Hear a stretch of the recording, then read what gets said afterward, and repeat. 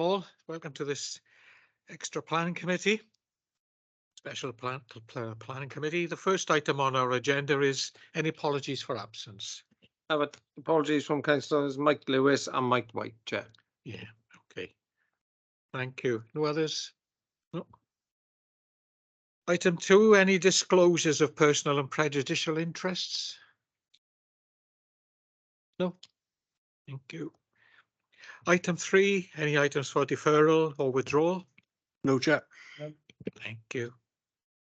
So we move on to item 4, determination of planning applications under the Town and Country Planning Act of 1990. And the first item there, item 1, is you see on page 4 is in Pontarddulais, and that's yours, Eileen. Yeah. Thank you, Chair. Good morning, Bore da. Okay. This application is reported to Planning Committee as the proposed floor area of the extension would exceed 2,000 square metres, and the development is to be carried out on a site greater than 2 hectares. So the application seeking consent for an extension to an existing Macmillan publishing, warehousing and distribution facility at Lye Industrial Estate in Pontarddulais. This would increase book storage capacity at the warehouse. There is an update sheet following a late response from the landscape officer who has no objections to the proposal, subject to a condition for a detailed landscaping scheme. Okay, here's the approximate location of the site shown by the red circle on this map. It's located in the northern outskirts of Pontarddulais. Next slide, please. So here's the counterpart aerial image of the site and its surroundings. Although being an established industrial estate, it is located in the countryside and a special landscape area. The lakes associated with White Springs Fishery is to the north of the site, and to the east and south is open agricultural land, and beyond that are residential properties on Glanfrwd Road. The Heart of Wales railway line runs immediately adjacent to the western site boundary, which is further then open to the countryside. Next slide, please. So here's the more detailed block plan of the existing site, with an aerial photograph also shown. Parts of the building being extended in addition to alterations of some of the yard area is outlined in red. Next slide, please. So here's the proposed block plan of the site, which essentially shows the area of the building being altered and extended. So the extensions are those shaded in dark grey. The first extension involves partial demolition of the southern end of Unit 1, which is to be replaced by a new unloading yard for HGVs. Following demolition, around 20 metres of a retained section of this unit will be raised in height for a new loading bay. This is shown on the left-hand side of the central part of the building, so it's a smaller part of the building. So the second extension is much larger and shown on the is in the northwestern part of the building. It would increase its length by approximately 75 metres and wrap around parts of the existing building. A reconfigured fire access road around the perimeter of the new extension will also be provided, together with a new covered pedestrian walkway between extension and another building. Next slide, please. So here are the proposed elevations of the building. The extended areas are shown in darker grey. Darker green. The new loading area, together with the raised height of the section of the building, is shown on the southeastern elevation, which is at the top of this slide. The two elevations showing the depth of the large extension is shown in the middle, the two middle sections. And the rear elevation showing the overall width of the extension is shown at the bottom of the slide. And this elevation also shows the increased height to the loading area. The design scale and appearance of the development would be similar to the existing buildings within the site. Next slide, please. So here's the proposed floor plan of the building, showing the vast majority of the extensions being dedicated for storage and warehousing. The left-hand side of this plan also shows the new loading bay for the HGVs to be able to bring goods directly into the building. Next slide, please. So these are indicative 3D images of the site. The top image shows the site as it is existing, and the bottom image shows the site as altered and extension, with the new extensions shaded in dark grey. Next slide, then. So turning to the photographs, the site is accessed via Lye Industrial Estate's main access road, which connects to Glanfrwd Road. This photograph shows the junction into the industrial estate. The site is located beyond a tall pylon located centrally in this photograph and is well hidden by trees and vegetation. Next slide. So this photograph shows the part of the building which has become the new loading bay area. Part of this building will be demolished and the nearest retained section will be raised in height to be similar to the existing building, which is partly shown on the right-hand side of this photograph. Next slide, please. So here are some additional photographs of that area in the immediate vicinity of this loading bay area. The purple arrow on the plan shows the general area to which these photographs were actually taken. Next slide, please. So here are a couple of photographs which shows the side elevation of the building where the larger extension would be partly wrapping around. Again, the purple arrow on the plan shows the general direction of the photographs. The area is partly hard standing, which has become overgrown with shrubs and trees. Next slide, please.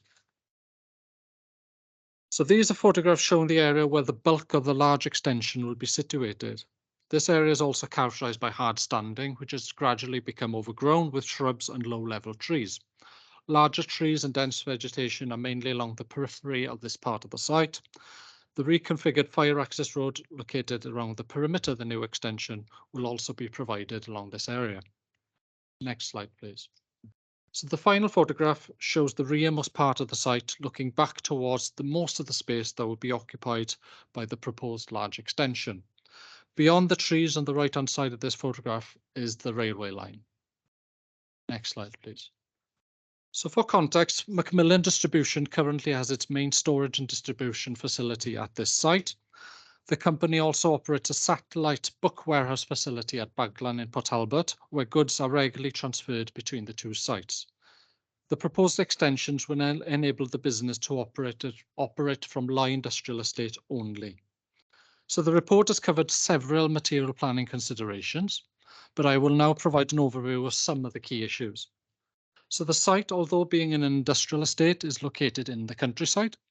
It, however, contains a well-established business, and this proposal is in principle considered compatible with policy CV2 of the LDP as being an appropriate exception to normal countryside protection policies, as it involves an expansion of an existing rural business.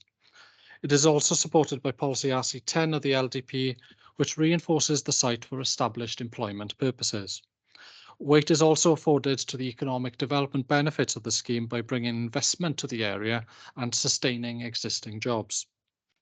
Despite the site being within a special landscape area and the proposal involving large extensions, these would be associated with an even larger existing unit with an industrial design and appearance. The siting of the extensions would be largely on visually enclosed and previously developed parcel of land, which has since become overgrown. The design and appearance of the extensions themselves is also compatible with the host buildings. A landscape visual impact assessment has been submitted and the council's landscape officer has no objection subject to condition.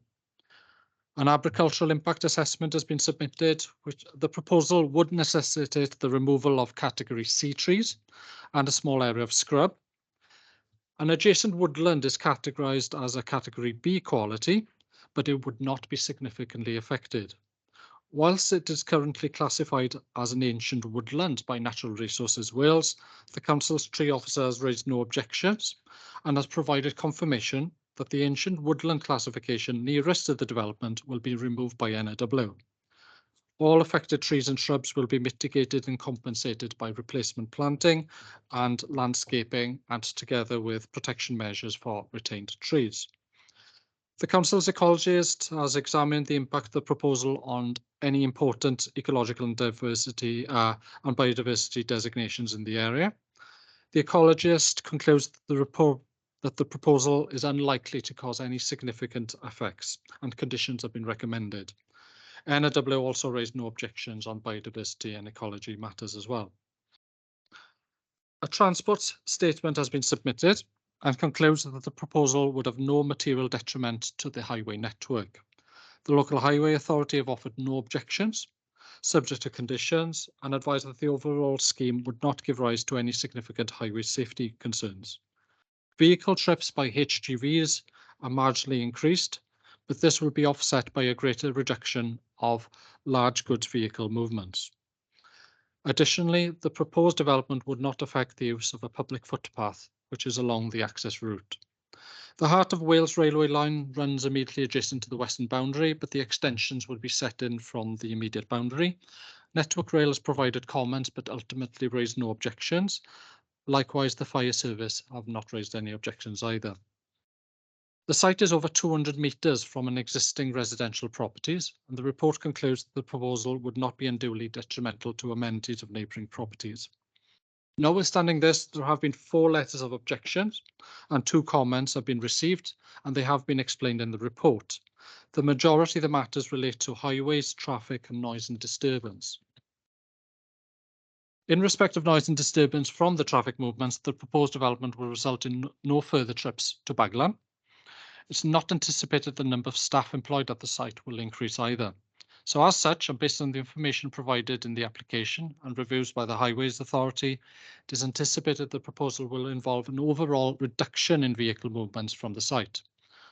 Whilst some noise and disturbance may occur during construction, this is likely to be short-term only, and its impact could be minimised by a condition for a construction environmental management plan, which has been added in the list in your report. The development would occur on previously developed land, but there are no objections from pollution control or the council or NRW, subject to conditions. The site is within a consultation zone of a high pressure pipeline, but following consultation with the Health and Safety Executive, there are no objections. Coal Authority also raised no objections. Finally, the site is in a zone C2 flood risk area, which is an area of floodplain without significant flood defences. But notwithstanding this, it's less vulnerable development, and it involves a key employment area and on previously developed land. It's not anticipated that the number of staff would increase at the site either, and weight is afforded to economic development benefits of the scheme. A flood consequences assessment has been submitted, but NRW, who are the council's technical advisors on flooding, have raised no objections. We have suggested a condition for the finished floor level of the building to be added at a certain height, and the report concludes that the risk and consequences of flooding can be adequately managed. Separate SAB approval will be required for surface water drainage, and a condition has been recommended for foul drainage. Welsh Water has no objections. So to conclude, the report recommends approval, subject to several conditions. Thank you. Thank you indeed. Thank you. Well, one of the ward members is here anyway. Councillor Downing. Yeah, thank you, Chair. Although I understand the need to close Baglan and have everything on one site, this move has been done by many companies over many years to have everything on one site. I'm not going to be against the recommendation, but there are a couple of things that I would like to ask the committee to put in, and Eileen knows about them because I think we spoke last time about this. So this is not a surprise to him. First of all, the route to this distribution centre is through a built-up area, as well as passing a local comprehensive school which has 800 plus children. And as we pointed out in the report, there's already 324 HGVs travelling this route each week, as well as one of the shifts, which on the report says it finishes at 3 o'clock, which is the same time as the comprehensive school finishes, because you can imagine what that place is like at 3 o'clock, especially with another HGV coming the other way as well. On a transport strategy, paragraph 326 and 41, traffic movement. It is a bit hard to understand when you've got 9 HGVs going to Baglan, then you've got 7 coming to Pontellice, and then you've got 7 more LGVs coming as well. So whether you think that they come into the Bont with about 10 books or something like that, because there's only 2 other HGVs going to Baglan that will come to the Bont eventually. But there may be stuff going the other way as well. I understand that as well. But it's only when people like the local member reads the report that other members don't understand. And on 351, it says Glanfoyd Road is approximately 7.5 wide, subject to a 30 mile per hour limit, includes direct driveway access to residential properties with on-street parking observed during the site visit. Well, no wonder there's off-street parking on a site visit, because there's only direct driveways on one side of the road. And they don't mention that in the report. So, you know, it's just, what I'm saying is that the report is there thinking that there's direct driveways on both sides, and just pointing out there isn't. I just mentioned the route which passes the comprehensive school. There is another a road, and if it takes that way, it goes past a primary school. So they're blocked in then. And what I'm asking for is on the construction environmental management plan, on bullet point 8, traffic management, I'm asking that during construction, no construction vehicle is to deliver or leave the site during the hours of 7:30 to 8:30 in the morning and 2:30 to 4 p.m. In the evening, and that's early afternoon, and that's in the interest of children's safety, because we've got the comp finishing at 3, and then we got the primary schools finishing at 3:20. So by 4 o'clock, everybody's gone home with a bit of luck. So I'm asking, can that be added to a bullet point 8? And on bullet point 6, with regard to piling activities, can we stipulate there that no piling will take place on Sundays? Because when they built the last one, you can imagine Sunday in the summer, nice and peaceful, and then you've got this bang, bang, practically all day. So if we could add that in. And in response to the consultation that's on page 49, it mentions the Spine Road, which will run from Granford Road to Tinnabona Road and Station Road, and forms part of the strategic site which is allocated in the LGP. I just mentioned that to remind people everything about the Spine Road. And it says, what I'm saying is, and this Spinal Road will then take these 324 or 26 as it will be now, HGVs away from the route that they're using now, which will be good for Ponderlice. And then it goes on to say that it would not be reasonable to request that the applicant contributes towards or delivers new highway structure. But the point is, this new construction they're doing will be completed before the Spine Road would be even started. So to say that you know, no contributions, I think you know, is just putting that in to say that we will have a Spine Road, but we're not going to see that for a while.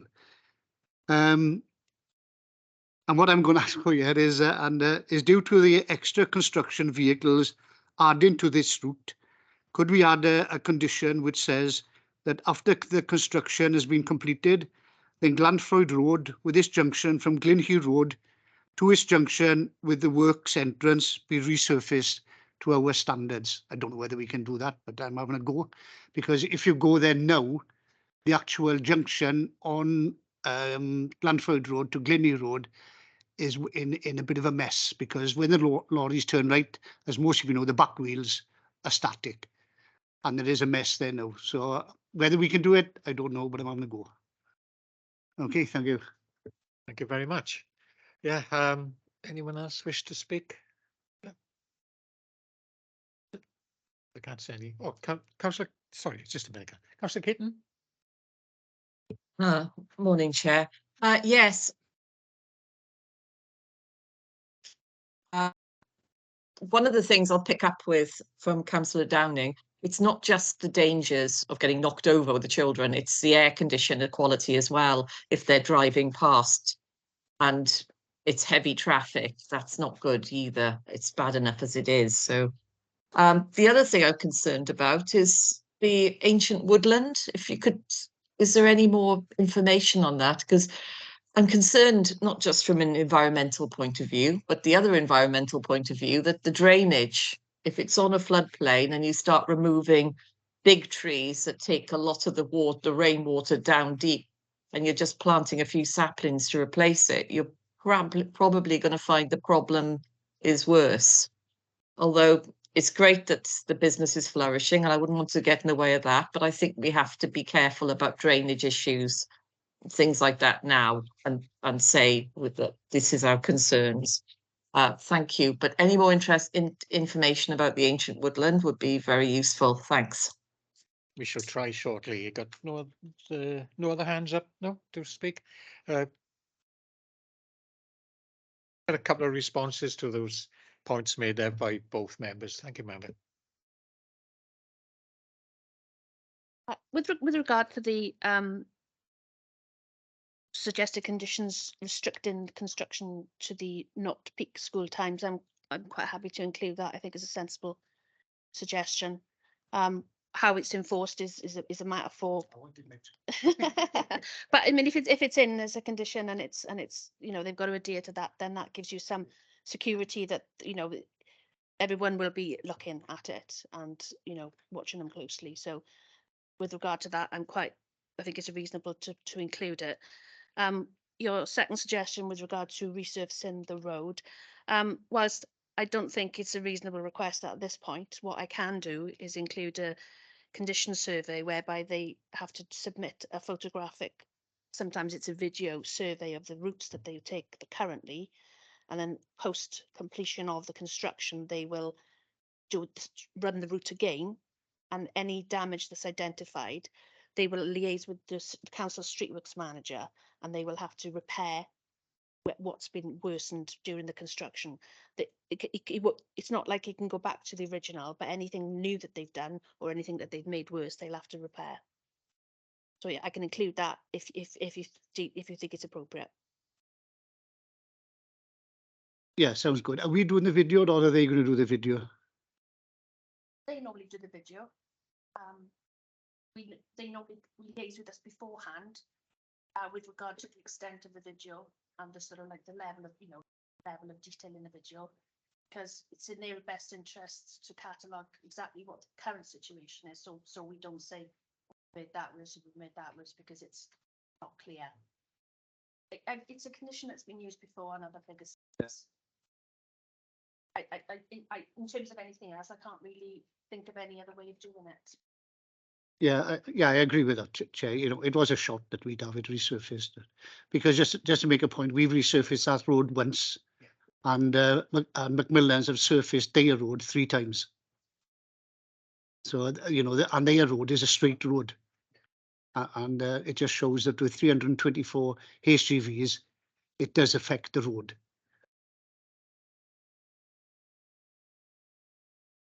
One other time limits on.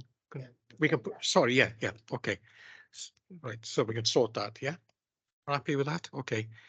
Time limits, vehicle movements, construction limits. Yeah, okay. What about the time on? You mentioned about piling on weekends, and can anything? There's a few other. As I'm saying, there's a few other matters. Just make one other comment. Sorry. Just on the industrial unit. This has been an industrial site as far as I can remember, and I'm not young anymore. It used to be Glenier Steelworks, then it was Light Trading, and now it's still at. And there's also, I think, about 4 separate units there run privately. So it's always been industrial site. So yeah, it's just a matter then of, can we put any limits on, as Phil has mentioned about piling and so on? Can we do anything there? Yeah, on the ancient wood.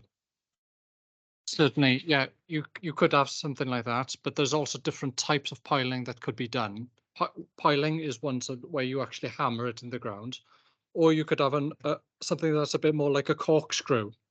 That's kind of I think it's called like an auger, which actually it kind of, it just actually drills it in rather than actually hammers it in. But yes, I brought that up because the last extension was a hammer. Okay. Because they go down and they got it because it's close to the rivers. Okay. It's got to go down a fairway. Yeah.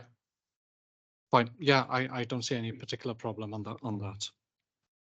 Okay, going on to the trees and the woodland, page 41 of the report. That's where it actually explains the situation with the trees. And at the bottom of page 41, it talks about kind of the ordnance survey mapping, and it goes down to kind of the history going back to 1888. There is ancient woodland has to meet a certain kind of criteria in terms of to qualify.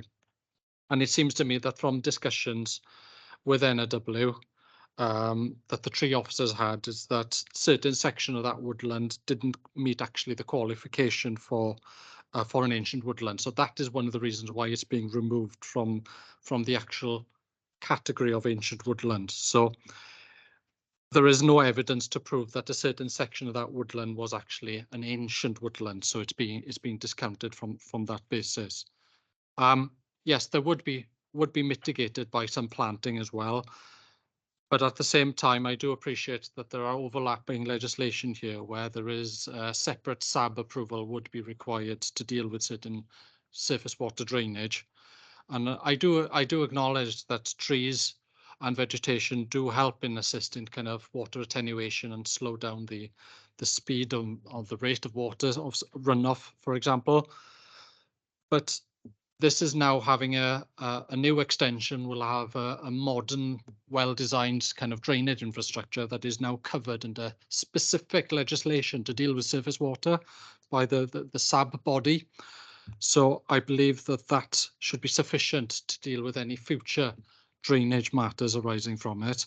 But I can assure you, we do have a condition which requires kind of a comprehensive landscaping scheme, which has not only been recommended by the council's landscaping officer, but it also kind of forms part of the landscape strategy that we have anyway in the submission. So I guess I hope that I've covered there. I'm making reference to page 41 in the report. Okay, then I got no other member wish to speak. So you can see the recommendation there is one of approval. So we'll take that vote now then. Thank you. With the extra.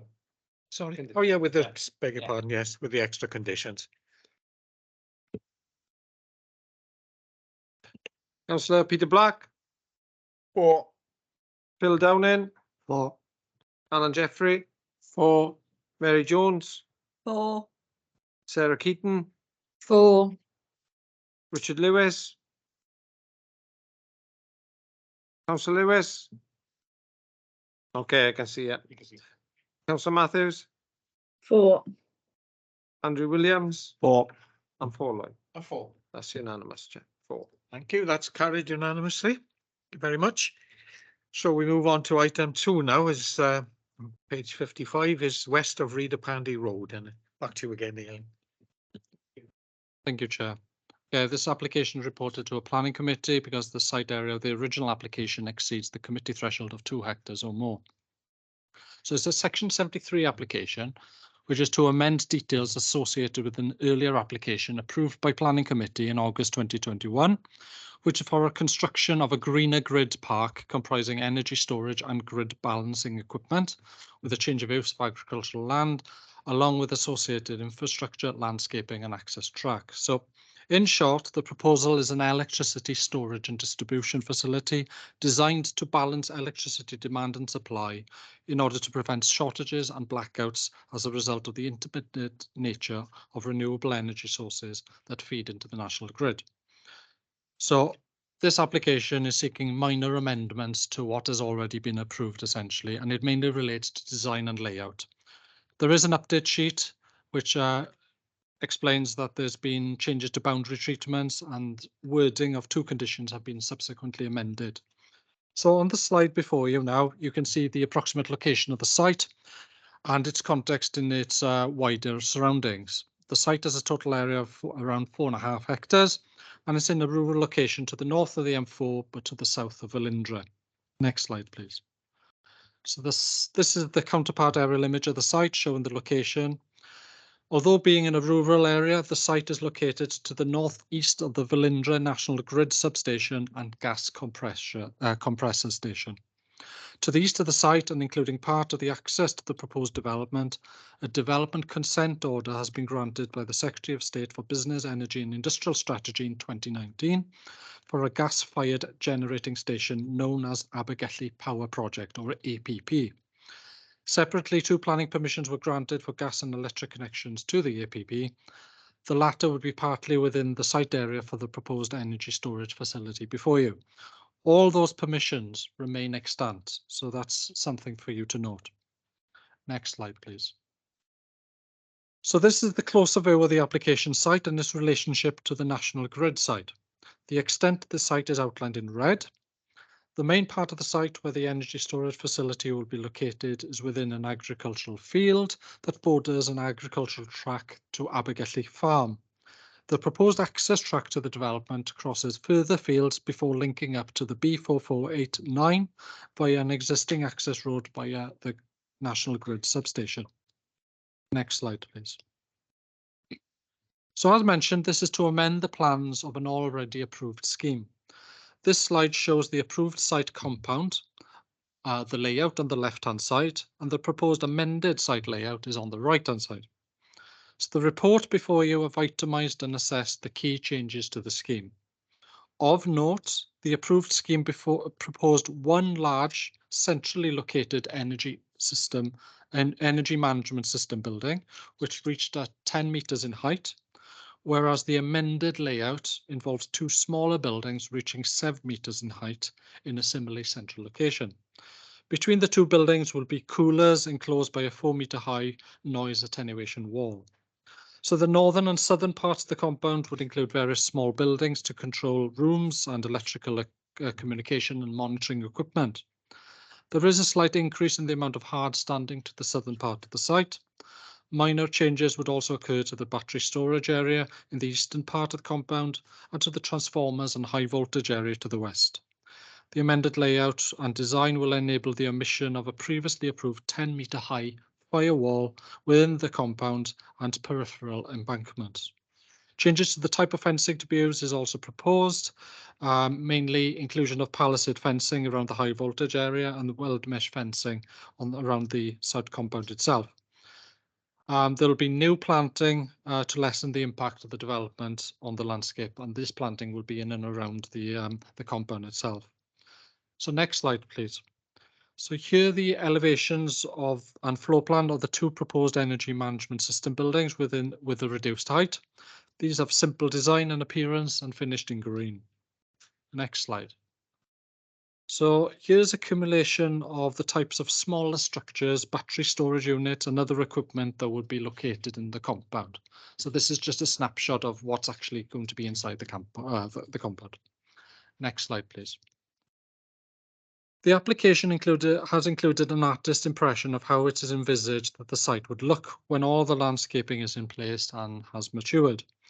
Whilst they don't hold any significant weight, they do provide an understanding of how the site may appear in its context. So this is the image of the site compound as already approved. And note the single central building. Next slide, please. So this is the proposed amended site compound, which shows the two smaller buildings in the centre with the additional area of hard standing, but further planting around the periphery. So I don't know, Ian, if you just want to flick just backwards and forwards a couple of times. So that's approved, that's existing, that's now proposed. Approved, proposed. Next slide, please. So turning to the photographs, this is the proposed site in close proximity to the National Grid substation and gas compressor station. So this is a photograph of that site, which shares similar visual similarities to the types of development that would be included in the proposed compound. This includes tall green cladded buildings, energy plant and equipment, and security fencing. Next slide, please. So the proposed site compound is separated from the National Grid site by dense planting and a small agricultural field. There is a public right of way nearby, but the site itself is not easily accessible. The originally approved scheme and the proposed scheme will involve the construction of a new access road spurring off the National Grid road. And this photograph is taken near the public footpath, which skirts the National Grid site, looking across a small field and then towards the proposed area for the site compound. Next slide, please. So the original planning application for a very similar type of development is already extant. And the main issue for consideration is whether the proposed amendments would conflict with any LDP policies, or whether or not there are any other material planning considerations that are relevant to the consideration of this latest application. So the original application was considered against the LDP policies, and there's been no changes to the LDP policies or to national policies in respect to energy. So overall, the planning policy position remains the same. There's been a revised landscape visual assessment, which concludes that because of the decrease in height of the building and various other reductions like the loss of the firewall and reductions in embankments, they would now have a less impact in visual and landscape terms compared to the existing scheme. These conclusions are accepted by officers. Whilst the introduction of palisade fencing around the high voltage compound is not ideal, this is a specific operational requirement of National Grid. The vast majority of the wider compound will be a weld mesh fencing, which is similar to what was approved.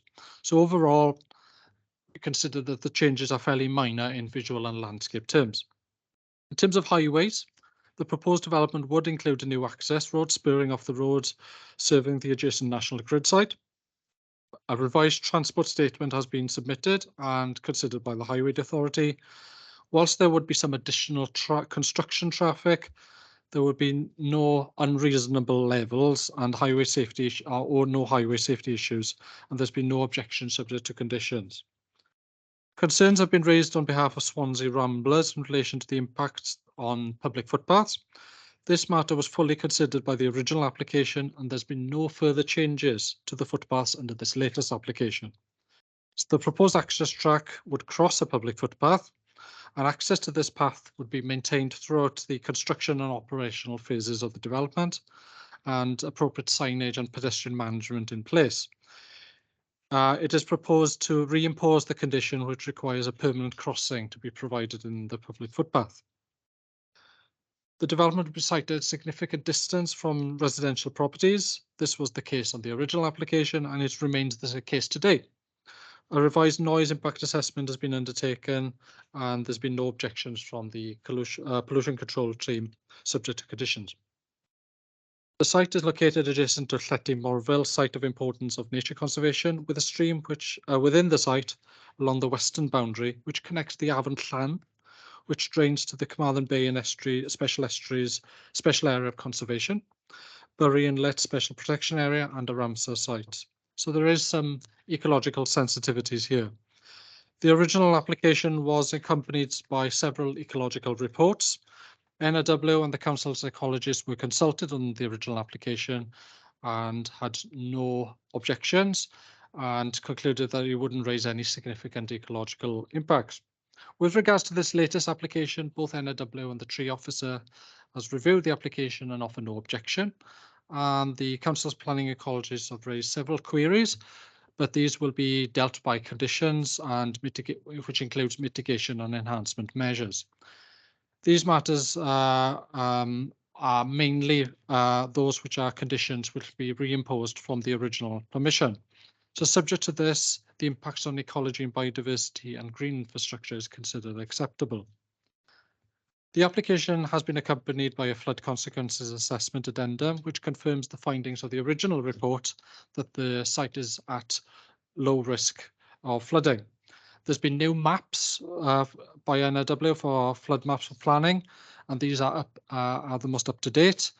It does show additional small sections of surface water flooding, but they are deemed to be low, and the site would not be manned, which again limits the risk to people and property. And bearing in mind that the site is already benefiting an extant permission for a very similar type of development.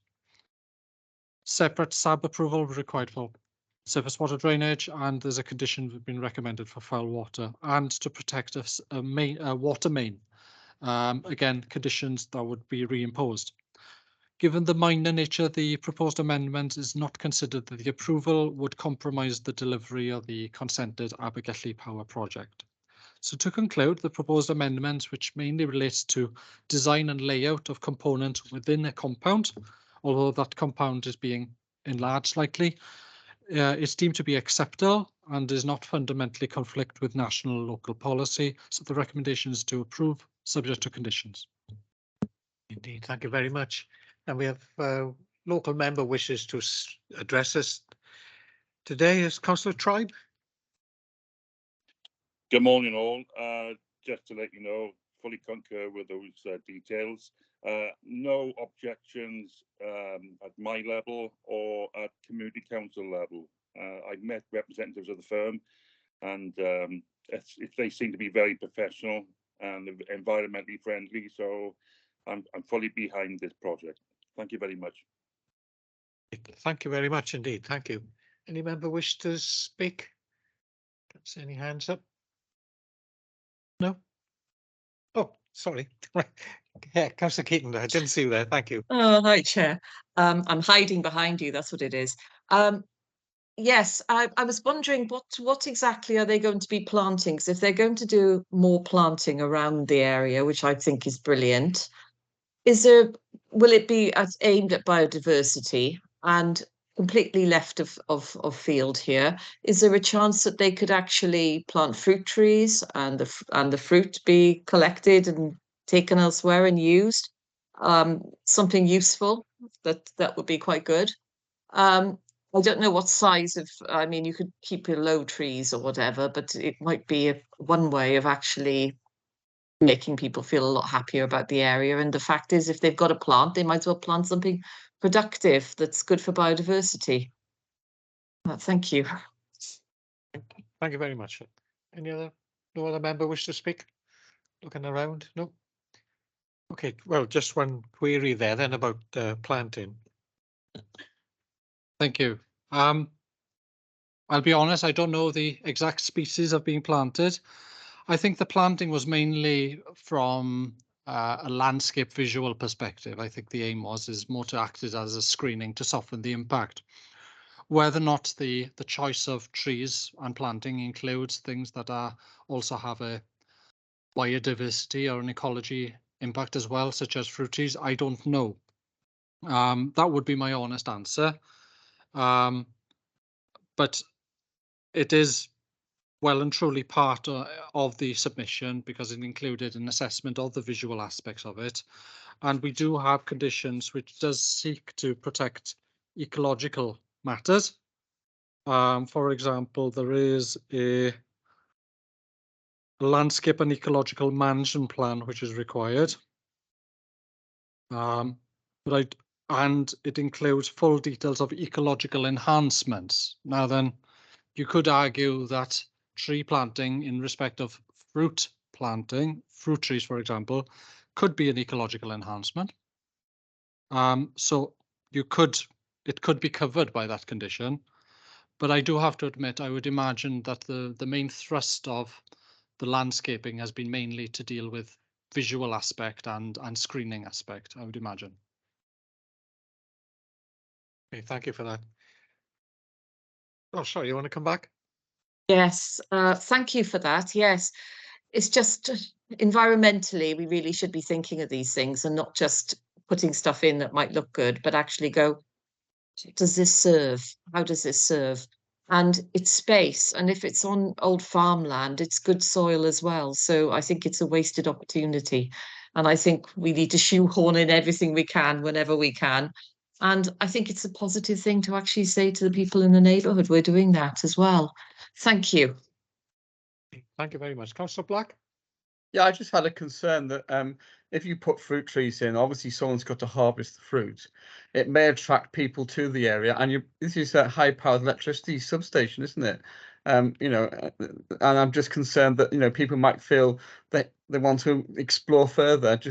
So I'm not quite sure that it's a good thing to attract more people to an area where you actually effectively have an electricity substation and a power grid. That's just my thought. Okay, thank you very much. Yeah. Sorry, okay. I would say that there is actually, there should definitely be messages all over the place saying it's an electrical Yeah. and not to go Yeah. any further. Yeah. And the trees could be further in towards it as well. But Yeah. there we go. Can I remind People take notice members? of any messages, Yeah. do they? Thank Yeah. you. Can I remind members we speak once, please? Thank you very much. Got no other members wish to speak, so we can then, if that's the case, we can move to the vote, which is one of approval. So we Yeah. can vote. Peter Black, Thank you. So, 4. Bill Downing, 4. Alan Jeffrey, 4. Mary Jones, 4. Sarah Keaton, 4. Richard Lewis, 4, Chairman. Nicola Matthews, 4. Andrew Williams, 4. Paul Lloyd. Yep, 4. Unanimous again, Chair. Thank you very much. That's carried unanimously. Thank you. And then we move to the final item there, item 3, which is at Higher Lane, and that's yours, Chris. Thank you. Thank you, Chairman. Morning, everyone. Yeah, so this application relates to land at Higher Lane in Langland. The site is one of the council's rural exception sites as identified in the LDP. The background to this planning application is that back in 2018, we received a planning application for the erection of 31 dwellings off the site in accordance with policy H5. That application was quite a controversial one at the time. I think there were plenty of objections, and that application was first presented to planning committee back in September 2020, and following a site visit, the planning committee decided to approve the application in accordance with the officer's recommendation. We finally issued a planning permission relating to that development in November 2021, and that was subject to numerous conditions and a Section 106 agreement. So that development granted permission for 16 affordable houses on the site and 15 local market needs dwellings. So construction works on the site have recently commenced, although I don't think they've actually started work on any of the buildings yet. But I know the roads, etc., are going in. So the application before us today is a Section 73 application, and it seeks consent to make some relatively minor changes to the previously approved scheme. So if you can look at the slides, the first slide Ian will show you is the second slide, Ian, the layout. So that is the layout of the scheme that we approved 2021. The next slide shows the revisions. Now, it's quite difficult to actually see what the revisions are. There are some very, very minor variations in the siting of the dwellings. There are some new pathways going into the front of houses. But if you toggle between the two slides here, I think you can all see the differences between the layout are quite minor, to say the least. Some of the house types are changing ever so slightly. Some of the houses have now got windows inside elevation serving bathrooms and things like that. The biggest change is probably to houses on plots 12 to 15. If you scroll to the next slide, Ian. So if you can see, this house type now has quite a small single-story extension on the back with a balcony above. So of all the changes, this is probably the biggest change. But as I've just mentioned, there's no real impact on the neighbours because these houses are set quite a long way away from the existing properties. The application also seeks some changes to some of the conditions which form part of the 2018 permission. That is explained within the report. So in summary, I think the proposed changes to the layout and the houses that were previously proposed are quite minor. There's no real impact on any neighbours as a result of the changes. The revisions to the conditions, again, broadly reflect the details we've previously agreed in accordance with the doc applications which are referenced in the report. And there's been no objections from any of the statutory consultees. We have had 4 objections from local residents to this application. They are set out on page 107, but they largely seem to reiterate the objections made to the original application. So obviously we can't really revisit what was decided back in 2021. The only thing we can consider today are proposed changes, which as I've just shown you are quite minor in nature, really. So, thank you, Chair. Thank you very much. Thanks for that. But any member wish to speak? No? Sure, sorry, I didn't. Just a quick one. So the carports changing to garages, they were originally agreed. It's not part of this. So previously, I think they were, from memory, I think 4 of the plots had carports. So instead of a carport, they now proposing garages. The size of them, I think, is broadly the same, but they are a different type of structure, albeit they're in the same position as the previously approved carports. So you're not asking for that today. That is part of this application, yes. So there's carports now being proposed. Sorry, there are garages being proposed now instead of what was the previously approved carports.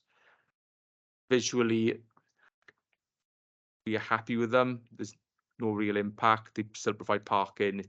I think the question is, well, really got nothing to do with this at all.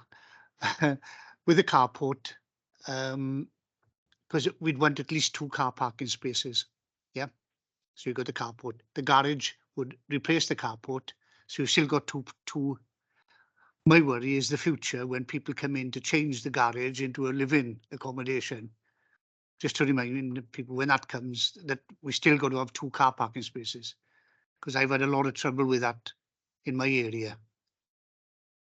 Yeah, I'll double check with you. I'm pretty sure we've taken away permitted development rights, which would not allow people to convert garages. Let me just double check.